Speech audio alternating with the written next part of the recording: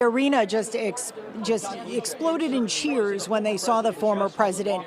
He made an appearance here at the RNC. He had a bandage on his ear from where that bullet had grazed him. Now, the crowd cheered as he walked into the arena. Then they chanted, "We want Trump, we want Trump." Now, Trump pointed to the bandage on his ear at one point. He also pumped his fist at the crowd. He sat with his children and his running mate, Ohio Senator J.D. Vance, the two showing up together for the first time as a ticket. The two sat in a box with family members here in Milwaukee. They did not take this stage. That comes later this week. Now, tonight's theme at the convention, the economy. Republicans also trying to promote unity. Speakers included South Dakota Governor Kristi Noem and Georgia Congresswoman Marjorie Taylor Greene. Now, just a few hours ago, Senator Vance walked out onto the convention floor, shaking hands and hugging delegates. Vance is just 39 years old. He's a Marine, and he used to be a fierce critic of former President Trump. But when Vance ran for Senate in 2022, he changed his tune and became a Trump loyalist. Now, GOP delegates, this is the third time they've nominated former President Donald Trump. Here's a listen today. On behalf of our entire family and on behalf of the 125 delegates in the unbelievable state of Florida, we hereby nominate every single one of them for the greatest president that's ever lived, and that's Donald J. Trump,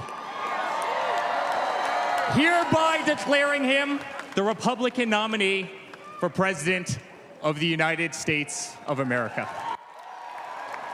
Now, Trump telling ABC News the assassination attempt that it did have an impact on him. When asked if the bullet coming so close to his head, it changed him, whether or not it changed him, Trump said he didn't like to think about it, but yes, it had an impact. The former president said his ear is fine and he hopes the bandage will be off by Thursday, which is, of course, when he's expected to take the stage. We're live here in Milwaukee all week long with the latest developments. Sharman Zucchetti, WCVB News Center 5. Sharman, of course, says, as you just mentioned, we will hear from the former president Thursday night. That's when he'll deliver his speech. But we saw what happened on television tonight. But what was the mood like? What was the feeling like inside the forum when everyone knew he was going to make an appearance, but when he came out and made that appearance, what was that like?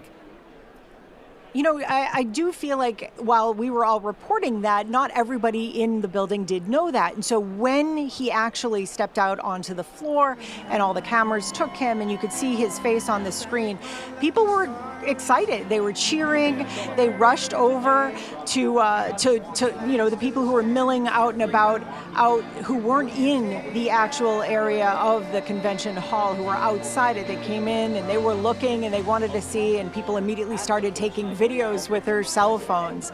You know, this is really the first up-close look we've had at former President Trump since that assassination attempt. We did see him land here in Milwaukee and depart down the stairs of his plane. But outside of that, this was the first up-close look, and so we did get a look at that bandage as well.